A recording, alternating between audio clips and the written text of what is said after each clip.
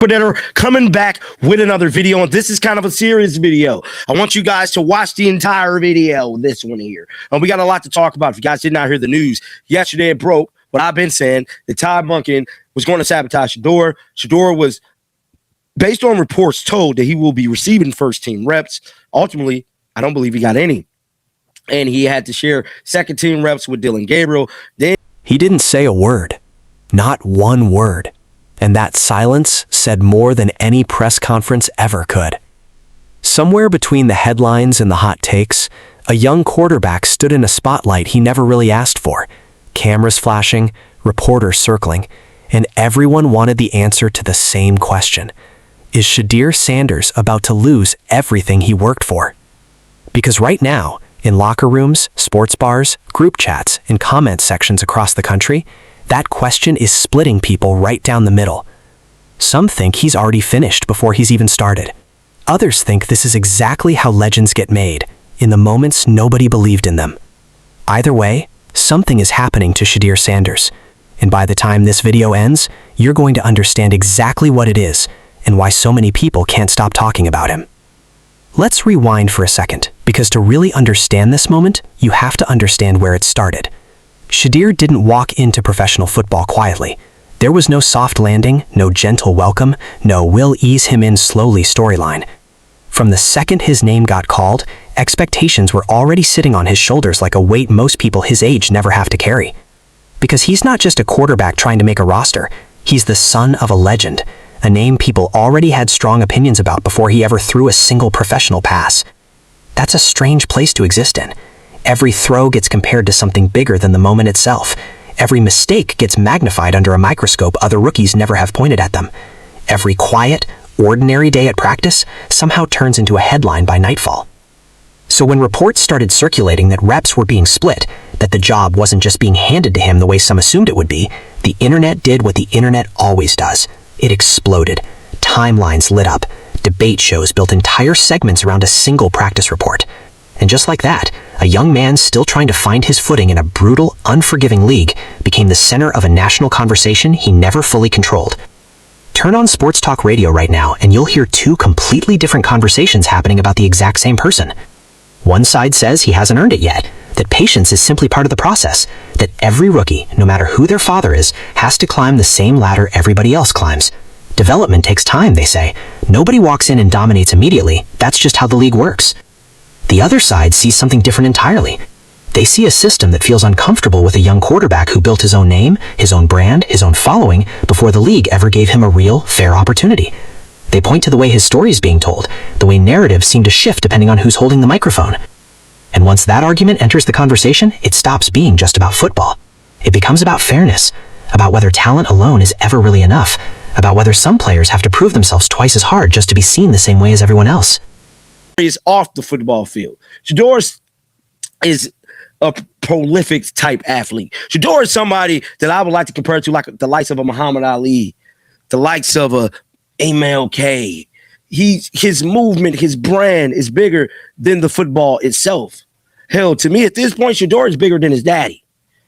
If you go look at the impact he's had with these young kids, he's like, you can feel that tension in every comment section, every debate segment, every headline written with a question mark instead of a period, because nobody, not even the so-called experts, actually knows what's coming next.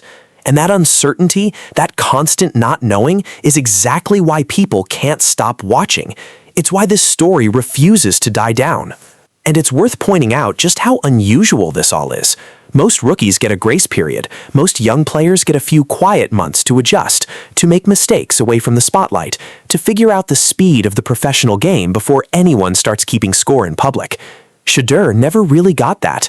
From day one, every single snap has come with commentary attached. Every practice rep has come with a subtext. That's a different kind of pressure than most fans realize, the kind that doesn't just test your talent, it tests your identity. It asks you over and over again, who are you when nobody's giving you the benefit of the doubt? There's also the comparison that never seems to go away, the one that follows him into every conversation, whether it's fair or not. People measure him not just against other rookies, but against a legacy that already exists, a name that already means something in football before he ever puts on a helmet. That's a strange kind of inheritance. It opens doors most players never get access to, but it also closes off the possibility of ever being judged purely on his own terms. Every good game gets a little bit of credit taken away. Some say it's the bloodline, the coaching, the resources. Every bad game gets amplified. Some say it proves the name was doing the heavy lifting all along.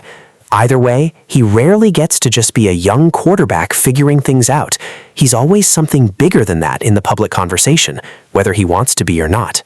Here's the part that stings the most for a lot of fans watching from the outside. Depth chart breakdowns, practice rep counts, analysts slowing down film, frame by frame, trying to decide whether he's really starting caliber material or whether his last name is doing more heavy lifting than his actual arm. It's brutal. It's constant. It's public in a way most young athletes never have to experience. Because when you're Shedeur Sanders, there is no quiet Tuesday practice. Somebody's filming it. Somebody's grading it. Somebody's already got a take loaded and ready before he's even left the field. Now add another voice to the mix, one a lot of fans didn't necessarily expect to hear from. Former NFL defensive back turned analyst Tyvis Powell stepped into the conversation and said something that caught people off guard. He didn't just talk about arm talent or footwork or the usual surface-level stuff analysts recycle every week. He talked about fit, about timing, about why in his eyes, Shedeur genuinely makes sense for where this franchise is heading, not necessarily right now, but somewhere down the road. A long-term piece, he suggested, not a quick fix pulled off the shelf to solve an immediate problem. That take didn't calm anything down. If anything, it added fuel to a fire that was already burning, because now there were two fully formed camps, one believing patience is the plan, that good things take time, that the wait is worth it, and another convinced patience is just a softer, more polite word for getting buried, for being quietly pushed aside while the clock keeps ticking on a young man's window of opportunity. Now, with that being said, Shedeur, to me, sent a powerful message with a post that he dropped earlier today, flexing on the NFL and pretty much telling them in so many words, you can't break me. Because with or without the NFL, Shedeur ain't never got to pick up a football ever again. What he has already done, his legacy is made, sat in stone, etched in concrete, and etched in the history of football, the sport, forever. Shedeur Sanders held his... But here's what's wild. Through all of it, through the doubt, the debates, the endless noise, Shedeur hasn't cracked. People who've been around him for years, going all the way back to his college days, describe two very different versions of who he is. There's the version you see on camera, confident, composed, almost untouchable, the kind of presence that makes you forget how young he actually is. And then there's the version behind closed doors, quieter, more focused, locked in on tiny details most people watching from home would never even notice. That contrast is part of what makes this whole story so fascinating to follow. Because most people facing this level of public criticism either shrink under the weight of it or perform anger for the cameras just to prove they're unbothered. Shedeur seems to do neither. He just keeps working. Almost like the outside noise doesn't reach the part of him that actually matters most. Whether that's genuine confidence, quiet denial, or something deeper we simply can't see from the outside, that's the part fans keep going back and forth on, the part that keeps this conversation alive week after week. If this story's got you hooked already, go ahead and hit that subscribe button right now, because this one's far from finished, and you're not going to want to miss where it goes next. Think about what it actually takes to stay level-headed in a situation like this. Most 22-year-olds get to make mistakes privately. They get to have a bad day at work and nobody notices. They get to have an off practice and it disappears by the next morning. Shedeur doesn't get that luxury. Every rep, every throw, every sideline conversation gets picked apart by people who weren't even in the building. And yet, according to almost everyone who spent real time around him, he doesn't complain. He doesn't lash out. He doesn't play the victim in interviews, even when a lot of people watching from home might think he'd have every right to. That kind of composure doesn't happen by accident. It's built. It's trained. Somewhere along the way, somebody taught this kid that the noise is part of the job, that the noise was never actually about him personally. It's about the name, the storyline people want to write, whether it's true or not. And instead of trying to fight every single piece of that noise, he seems to have made peace with simply outworking it. That's a mindset a lot of grown professionals never actually develop, let alone a young athlete still trying to prove himself in one of the most unforgiving leagues in the world. And maybe that's exactly why so many people, even the skeptics, even the harshest critics, still find themselves quietly rooting for him underneath all the noise. Now, let's talk about what actually happens between the whistles, because underneath all the noise, underneath every hot take and every heated debate, there's still a football player out there trying to do his job. There are flashes of real poise in the pocket, moments where the game genuinely seems to slow down for him in a way it doesn't for most players his age, reads that show a level of understanding of the position deeper than his limited experience should technically allow, anticipation throws, subtle footwork adjustments, the kind of small details that veteran coaches notice long before casual fans ever do. This stature is LeBron James. See, LeBron James has a deal with Louis Vuitton. Caitlin Clark has a deal with Prada. We're talking about world-renowned superstar athletes. This young man has been getting sabotaged and has yet to be named a starter to open a season, but he has a deal with Gucci. So you want to know what this tells me? This tells me that Shedeur Sanders doesn't need. But there are also the rough patches, the ones critics love to slow down, freeze frame, and replay over and over again. A misread here, a moment of hesitation there. The kind of clips that get chopped up into 15-second highlight reels, set to dramatic music, designed specifically to go viral rather than to tell the full story. That's the reality of being this visible this early in a career. Your best plays get buried under your worst ones, simply because outrage travels faster online than praise ever will. And the public, man, the public doesn't do subtle. Every practice report turns into a trending topic. Every quote gets dissected word by word like it's a legal document. Every photo, every short clip, every tiny detail becomes evidence in an argument that never actually reaches a real conclusion. Some fans treat him like he's already been wronged by an unfair system, quick to defend every misstep as circumstance rather than performance. Others treat every single setback as final proof that he was overhyped from day one, that the name carried him further than the talent alone ever could have. The truth, like it usually does, probably lives somewhere in the middle, somewhere quieter and less dramatic than either extreme. But nuance doesn't trend, outrage does. And in a media landscape built entirely on clicks and engagement, the loudest voices tend to drown out the more reasonable ones. And it's not just sports media anymore either. That's the part people forget. This isn't a story contained inside one industry.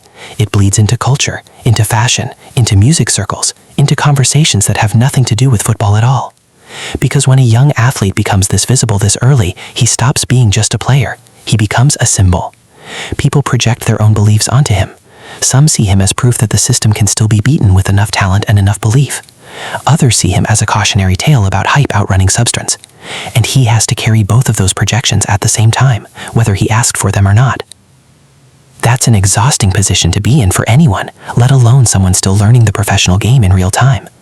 Imagine having to answer for a debate you never actually started, week after week, in front of cameras, knowing that whatever you say will get clipped, reposted, and argued over for days. Most people would crack under that kind of scrutiny. Most people would eventually say something they regret just to make the noise stop for a second. So far, he hasn't.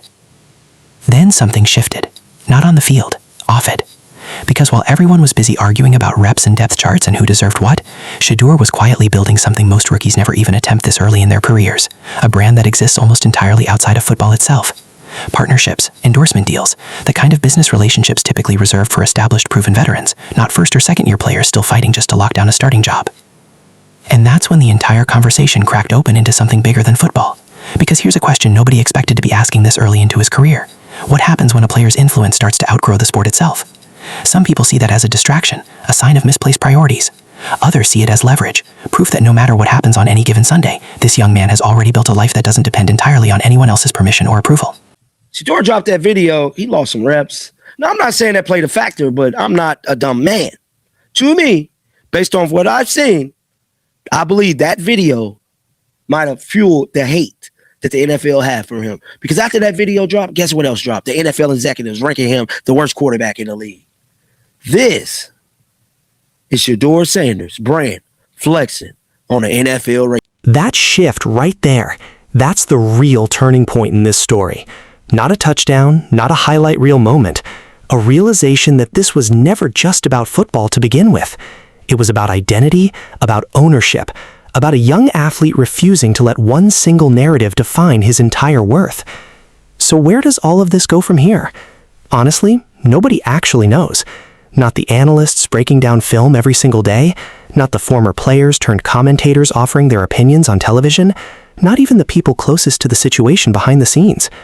Maybe he wins the job outright and silences every single doubter in one dramatic season. Maybe the road ahead is longer, messier, and far more complicated than anyone currently wants to admit. Maybe this becomes one of those stories people look back on 5 years from now and say, remember when everybody counted him out?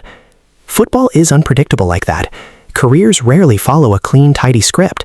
They follow moments, unexpected turns, sudden breaks that nobody sees coming. And right now, Shedeur Sanders is living inside one of the loudest, most scrutinized moments of his young career, a moment that could define everything that comes after it. Think about how many stories in sports history started exactly like this one. A young player written off too early, a depth chart battle turned into a referendum on someone's entire career before it even really began. History is full of names who heard the doubt, sat with it, and eventually made it look foolish. It's also full of names who never got the chance to prove anyone wrong. Nobody watching right now knows which version of this story they're witnessing. That's what makes it worth paying attention to. And there's something else worth sitting with here. Regardless of how the on-field battle plays out, this young man has already changed the way people talk about a rookie quarterback's value. He's already proven that a player can build real influence outside of Sundays, that a young athlete's worth doesn't have to be measured only in completion percentages and depth chart rankings. That shift alone, whether people want to admit it or not, is already reshaping how the next generation of athletes thinks about their own careers. At the end of the day, this isn't really just a story about a quarterback fighting for reps on a depth chart. It's a story about pressure, about what it means to be judged before you've even had a real chance to prove yourself, about carrying a name that opens doors while also inviting every single camera in the building to watch you walk through them, waiting for you to stumble. There's a version of this story where years from now, none of this current chapter even matters, where it gets reduced to a single line in a much longer career, a rough patch he pushed through on the way to something much bigger. And there's another version where this moment becomes the whole story, the explanation people reach for when trying to understand why things didn't work out the way everyone once expected. Right now, both versions are still possible.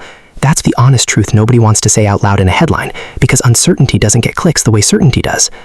But maybe that uncertainty is exactly what makes this worth following closely. Sports rarely give us clean, predictable stories. The ones that stick with us, the ones we still talk about years later, are almost always the messy ones, the ones where nobody knew the ending while it was happening. Right now, in real time, we're watching one of those stories unfold, whether we realize it yet or not. Whatever happens next, a breakout season, a slow, patient climb, or a complete unexpected reset, one thing already feels true.